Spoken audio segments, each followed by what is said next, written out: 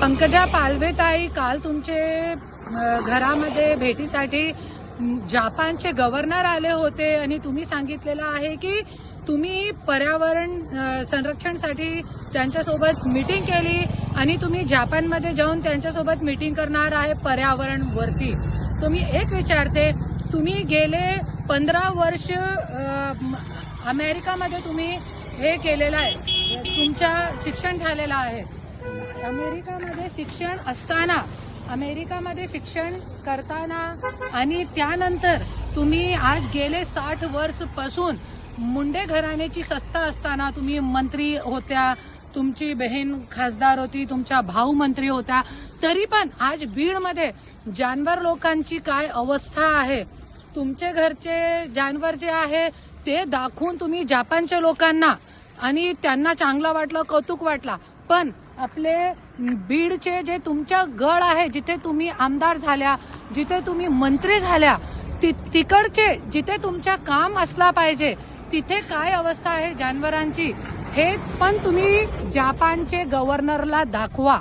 आणि जपानमध्ये तुम्ही अमेरिकामध्ये शिक्षण घेतलं आहे, तरी पण तुम्ही काय शिकून आला नाही तिकडून, क्योंकि शिकून आला असता तो बीडमध्ये चांगला काम केला असता आणि सत्ता तुमच्या हातामध्ये होती, तरी पण तुम्ही काहीही काम केला नाही.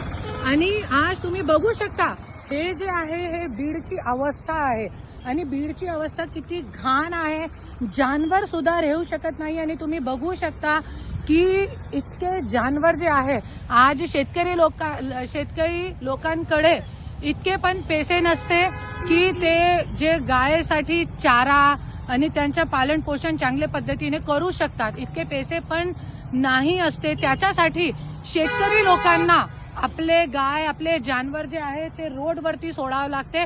आणि तुम्ही बघू शकता की जानवर लोकांना, गाय लोकांना आपल्या जे कचरा कुंडीमध्ये मूग टाकून कचरा खाव आणि जीवन आपला व्यापन करावं लागते. आणि तुम्ही बघू शकता पंकजाताई, तुमचे घरामध्ये पण कुत्रे आहे, तुमचे घरचे जे कुत्रे आहे ते चांदी के बर्तन मध्ये खाना खाताय, जेवण करताय.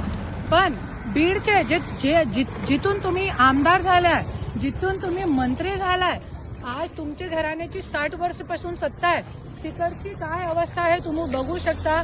ते कुत्रे लोकांची काय अवस्था आहे. कुत्रे पण आज त्यांना पण तुम्ही आज पर्यावरण मंत्री आहे, तुमचा फर्ज आहे आणि तुम्ही पॉलिथिन बंद करणार आहे. पॉलिथिनची जी फॅक्टरी आहे अगोदर तुम्ही बंद करताय, नंतर मोठे मोठे पैसे घेऊन तुमचे कार्यकर्तेही जे आहे प्लास्टिकची थैलीचा व्यापार व्यवसाय करतात. त्याच्यासाठी मोठे मोठे भाष्य आणि खूप विचार करून बोला, जे करू शकता तेच बोला.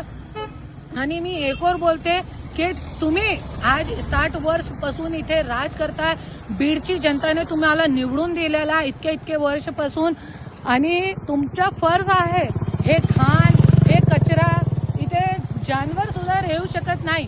आणि सबसे एकदम हास्यप्रद गोष्ट जे आहे, इकडे एक जे आमदारचं घर आहे, काय नाव आहे त्यांचं, सोळंके, बीडचे आमदार आहे, त्यांचे घरच्या समोर इतका कचरा आहे.